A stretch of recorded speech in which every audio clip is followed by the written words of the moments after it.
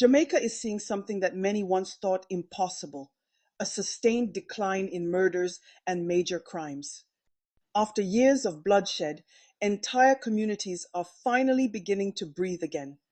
Yet at the very moment this progress is being made, a new political debate has erupted, not about how to protect victims, but about how criminals are being treated. In a recent interview with CVM TV, opposition spokesperson on Justice Zuleika Jess has raised concerns about what she describes as an increase in fatal police shootings. While acknowledging that overall crime is trending downward, she argues that accountability is necessary to ensure that crime reduction remains balanced, fair, just, and sustainable, and that police actions do not fuel resentment in communities. See murders trend and continue to trend down, but we also want to make sure that it is done in a way that is balanced, fair, just, and sustainable. Jess described the recent rise in fatal police shootings in early 2026 as alarming, calling for independent investigations and the mandatory use of body-worn cameras during police operations. She warned that what she termed unjust actions could fuel resentment among criminals, making them feel they are being attacked mercilessly. We have to be mindful as well. When we act in a manner which is unjust, it breeds injustice elsewhere. And so you may very well cause other problems to emerge.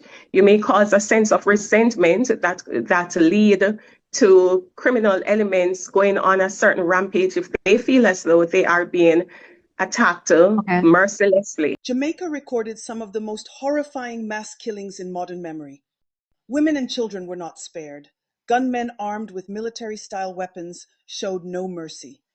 Yet, here we are in 2026, with senior opposition figures arguing that criminals might feel attacked mercilessly. No serious person is saying the police should have free rein to abuse power. Accountability matters. Body-worn cameras and independent oversight are not bad ideas. But when those tools are weaponized politically to undermine officers in the field, the result is hesitation. And when police hesitate, criminals win. The same party now preaching sustainable crime reduction presided over some of the bloodiest years in Jamaica's modern history in 2013. Then, PNP National Security Minister Peter Bunting openly said Jamaica needed divine intervention to deal with crime. It was widely seen as an admission that the state had lost control.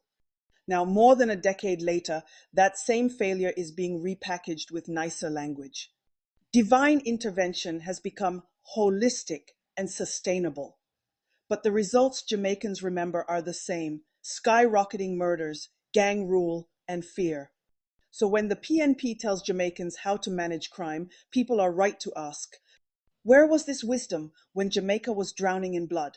Read more at JamaicaLiveNews.com. Jamaica Live, your trusted news source, both locally and internationally. Please like, share, comment, and contribute to the conversation. Support independent media. Your donations are not just appreciated, they are essential to keeping Jamaica Live alive and thriving. Join us in making a difference. Donate today. Scan the QR code on our website or donate via PayPal to JamaicaLiveTVNews@gmail.com.